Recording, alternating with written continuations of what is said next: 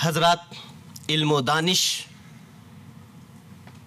کی اس کہکشاں میں میں پھر چلتا ہوں نئے افکار تازہ کی طرف، اور 21ویں صدی میں اپنی چھوٹی سی عمر میں اپنی تحریروں کی وجہ سے اپنی اہمیت کا احساس دلانے والے جناب مولانا ذیشان احمد مصباحی صاحب سے ہم سب واقف ہیں بہت اچھی طرح سے. بہت اچھی تحریریں ان کی ہوتی ہیں. آپ مدیر جامع نور رہ چکے ہیں اور اس وقت الہ آباد سید سراواں کی خانقاہ جامعہ عارفیہ میں ہیں اور جامعہ عارفیہ کے استاذ ہیں. میں آپ حضرات میں آپ کو بتا دوں کہ آپ کے مقالے کا عنوان ہے مسلم ذہن کی تشکیل جدید اور صوفی نقطۂ نظر کی تعبیر و تطبیق.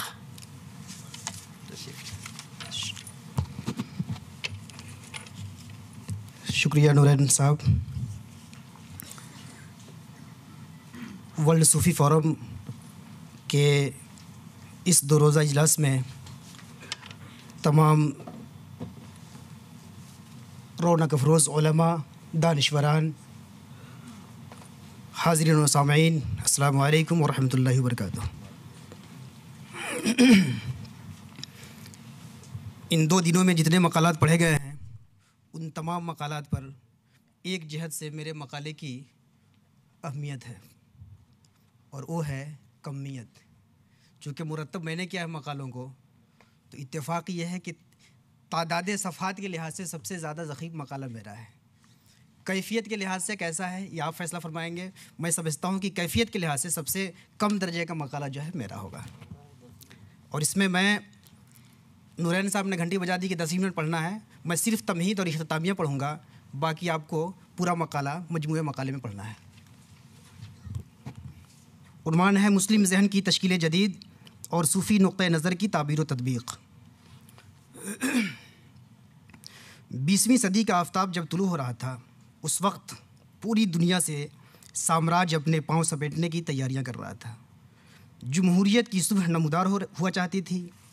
پوری دنیا میں سیکولر نظام حکومت کی بالادستی کا ماحول بن رہا تھا.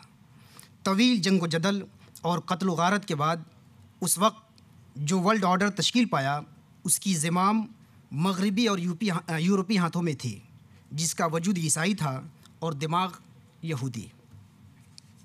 تقریباً نصف صدی گزر جانے کے بعد جب پورے طور پر سامراجی تسلط کا خاتمہ ہو گیا، سارے ممالک آزاد ہو گئے، جمہوریت، آزادی فکر و نظر اور سیکولرزم کا غلبہ عام ہو گیا، اس وقت مشرق وسطیٰ ٹکڑوں میں بٹ گیا، جس کے قلب میں اسرائیل نامی ایک نئی ریاست کی تشکیل عمل میں آئی جو آج تک پوری مسلم دنیا کے لیے آزار بنی ہوئی ہے.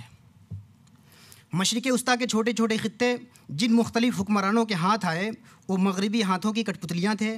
ان کی مجبوری یہ تھی کہ انہیں یہ حکومتیں مغربی ہاتھوں سے ہی بطور زکوٰۃ ملی تھیں. دوسری طرف استعمار سے آزادی کے بعد مسلم علماء اور عوام جوش آزادی میں مسلکی منافرت اور فرقہ وارانہ تصادم میں مبتلا ہو گئے. یہ ریاستیں بالعموم حکمراں خاندان کے مسلکی تسلط کا مظہر بن گئیں. تب سے اب تک یہ مسلکی منافرت اس درجہ بڑھی ہوئی ہے کہ روئے زمین پر 57 مسلم ریاستوں کا وجود ہوتے ہوئے بھی اب تک ان کا کوئی مضبوط وفاق نہیں بن سکا. اس کے پیچھے کہیں نہ کہیں مغربی سازش کی موجودگی سے بھی انکار نہیں کیا جا سکتا، لیکن اگر کوئی گھر کا بھیدی ہے تو وہ صرف اور صرف مسلکی منافرت ہے جو دن بدن اس عظیم لنکا کو ڈھائے جا رہا ہے. اسی عہد میں استعماری پنجے سے وطن عزیز ہندوستان بھی آزاد ہوا اور اسی وقت پاکستان نامی مملکت خداداد بھی وجود میں آئی. اس عہد کی ایک بڑی خصوصیت یہ بھی ہے کہ پوری دنیا میں انگریزی تعلیم اور تہذیب نے اپنے پر نکالنے شروع کر دیے، جس کا شدید رد عمل اہل مشرق خصوصاً اہل اسلام سے عین متوقع تھا. جب یہ سب کچھ ہو رہا تھا اسی وقت مسلم دنیا کے مختلف خطوں سے تجدید و احیاء کی مختلف آوازیں بھی اٹھ رہی تھیں اور حکومت الہیہ کی تشکیل کا پرزور نعرہ بھی لگ رہا تھا. یہ نعرہ لگانے والے وہابی یا وہابیت سے متاثر افراد تھے. ان کے بالمقابل جو روایتی صوفی سنی مسلمانوں کا طبقہ تھا وہ بالعموم اپنی خانقاہوں میں مردنی کیفیت سے دوچار تھا۔ زندگی اور انقلاب کی کوئی رمق اس عہد میں ان کے اندر نظر نہیں آتی۔ وہابیت کے بالمقابل ان کے رد عمل کا جو کل سرمایہ تھا وہ وہابیت کے خلاف شدید فتوے تھے، جو اپنے پیچھے کسی مؤثر لائے حمل نہ ہونے کے سبب وقت گزرنے کے ساتھ دم توڑتے چلے گئے۔ حکومت الہیہ کی تشکیل، خلافت الہیہ کا قیام اور نفاذ شریعت کی پرزور آواز بلند کرنے والوں میں عجم میں مولانا سید ابو الاعلیٰ مودودی اور عرب میں شیخ حسن البنا اور سید قطب کے نام سر فہرست ہیں۔ دلچسپ بات یہ ہے کہ یہ حضرات نہ پورے طور پر وہابی نظریات کے داعی تھے اور نہ ہی روایتی اسلام کو کسی قیمت پر قبول کر سکتے تھے، حتیٰ کہ دیوبند نے بھی مولانا مودودی کے خلاف فتویٰ جاری کر دیا، جو ایک طرف وہابیت سے اپنی بیزاری کا اعلان بھی کرتا ہے اور دوسری طرف بعض نمائندگان وہابیت کے نظریات کی تائید و توثیق بھی کرتا ہے۔ مگر اس کے باوجود یہ حقیقت اپنی جگہ مسلم ہے کہ ہندوستان میں مولانا مودودی نے علی گڑھ، دیوبند اور ندوہ سے اپنے ہم خیالوں کی ایک جماعت تیار کر لی۔ کچھ یہی حال عرب دنیا میں حسن البنا اور سید قطب کا رہا۔ قابل غور بات یہ ہے کہ مولانا مودودی کی جماعت اسلامی اور سید قطب کی الاخوان المسلمین 2 گز زمین پر بھی خلافت الہیہ قائم نہ کر سکی اور نہ نفاذ شریعت کا خوبصورت خواب اب تک شرمندہ تعبیر ہو سکا۔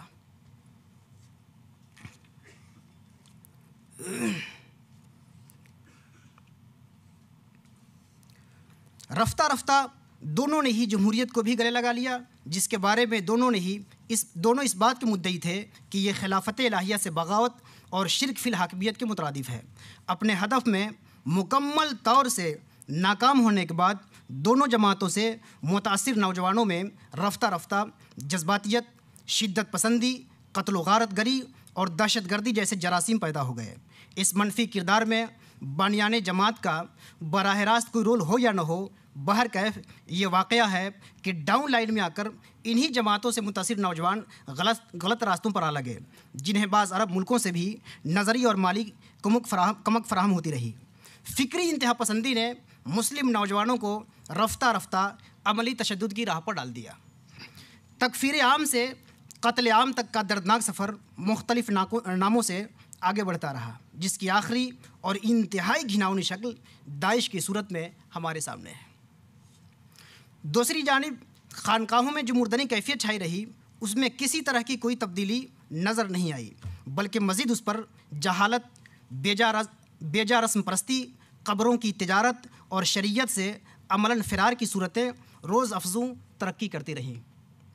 گزشتہ 1 صدی سے ہندوستان میں تصوف اور خانقاہوں کا دفاع بڑی حد تک بریلوی تحریک کی جانب سے ہوتا رہا، لیکن اس نمائندگی اور دفاع میں خود بریلوی تحریک کا انداز کیا تھا، اس کی تعبیر کرتے ہوئے پروفیسر سید جمال الدین اسلم مارہروی لکھتے ہیں، اقتباس: یہ ایک معمہ ہے کہ بریلوی تحریک نے متصوفانہ اسلام سے قریب ہونے کے باوجود بہت سے مواقع پر صوفیانہ رواداری کا مظاہرہ نہیں کیا۔ عہد وسطیٰ کے ہندوستان میں صوفیانہ مشرب ہی معاشرتی سطح پر آمیزش اور آویزش کا طریقہ رہا تھا۔ اسی لیے ہم اہل دولت اور اہل قلب دونوں کو سیاست و معاشرت میں ہندوستانی زندگی سے مطابقت پیدا کرنے کی طرف مائل دیکھتے ہیں۔ علماء جو اہل طریقت نہیں تھے وہ ریاست کے تابع تھے، جبکہ صوفی ریاست سے آزاد رہ کر اپنا عمل طے کرتے تھے، لیکن ریاست اور صوفی دونوں میں ایک قدر مشترک تھی اور وہ تھی رواداری۔ البتہ برطانوی راج میں احیاء و تجدید کی تحریکوں نے علماء کو پہلی مرتبہ مذہبی اقتدار میں پہنچا دیا، جہاں انہوں نے کئی نئی مذہبی روایت کی بنیاد ڈالی، جس میں صوفیانہ روایت اور ہندوستان میں اسلام کا جو ہندوستانی پن تھا اسے خارج رکھا۔ اقتباس ختم۔ اب میں عرض کرتا ہوں کہ برطانوی عہد میں جمہور امت کے مسلک تصوف اور طریقے سواد اعظم کے خلاف جو تحریکیں اور تحریریں منظر عام پر آئیں، ان کے رد عمل میں بریلوی تحریک کی طرف سے ان کا شدت کے ساتھ تعاقب کیا گیا۔ رفتہ رفتہ رد عمل اور تعاقب کی یہ شدت ہر آنے والے دن بڑھتی رہی۔ آگے چل کر خود بریلوی تحریک کے نمائندگان میں یہ بحث چل نکلی کہ ان میں صحیح مسلک پر سختی کے ساتھ کون قائم ہے اور کس کے اندر نرمی، صلح کلیت اور پلپلاپن آ گیا ہے۔ آج کے دنوں میں رد عمل کی اس نفسیات کی انتہائی شکل دیکھنی ہو تو ادے پور راجستھان میں وسط فروری 2015 میں ہونے والے محمد یوسف کے واقعے کو سامنے رکھیے۔ بریلوی طبقے کے لوگوں نے محمد یوسف کی قبر کھود کر اس کی لاش دوبارہ اس کے گھر پہنچا دیا۔ جرم یہ تھا کہ ان ظالموں کی نگاہ میں وہ ایک عام شخص وہابی تھا۔ صوفی روایات کا دعویٰ رکھنے والے اگر اتنا نیچے گر جائیں تو سمجھ لینا چاہیے کہ وہ رد عمل کی نفسیات میں بری طرح گرفتار، صوفی روایت سے دور اور وہابی طریق کے متبع ہو چکے ہیں۔ اس کی دوسری مثال اگر عالم عرب سے لینی ہو تو اخوانیوں کے اجتماعی ہجوم پر صوفی روایات کے مدعی فوجیوں کی طرف سے گولیوں کی بارش اور اس طرح کے دوسرے واقعات کو سامنے رکھا جا سکتا ہے۔ پڑوسی ملک پاکستان میں بھی اس کی مثالیں مل سکتی ہیں، جہاں تصوف مخالف عناصر کے رد عمل میں صوفی روایات کے حامی بعض دفعہ اپنی راہ سے بھٹکتے ہوئے محسوس ہوتے ہیں۔ جہاں گستاخ رسول کے قتل کی بات تو کی جاتی ہے، لیکن اس قتل کا جو شرعی پروسیس ہے اس پر غور کرنے کو غیرت عشق محمدی کے منافی سمجھا جاتا ہے۔ اس پورے منظرنامے کا سرسری تجزیہ بتاتا ہے کہ 20ویں صدی کے آغاز میں اصلاح و تجدید کے دعوے داروں نے مسلم ذہن کی جس نہج سے تشکیل کی تھی وہ نتیجے کے اعتبار سے صفر رہی۔ مزید یہ کہ اس نے مسلم نوجوانوں کے ذہن و دماغ میں زہر گھول دیا، جس کے اثرات سے تصوف کے نام لیوا بھی متاثر ہوئے بغیر نہ رہ سکے۔ یہ منظرنامہ بتاتا ہے کہ امت کی سطح پر مسلمانوں کو اپنی فکر کا جائزہ لینے کی بھی ضرورت ہے۔ اس سے یہ بات پائے ثبوت کو پہنچ جاتی ہے کہ مسلم ذہن کی تشکیل نو وقت کی ضرورت ہے۔ ہمارا دعویٰ ہے کہ یہ تشکیل صوفیانہ مناہج سے مستفاد ہونی چاہیے۔ اس کے بعد ہی مسلمان صحیح راستے پر آ سکیں گے اور اس صدی میں مؤثر کردار ادا کر سکیں گے۔ اس دعوے کی دلیل کے لیے آنے والی سطور حاضر ہیں۔ وقت کتنا ہے؟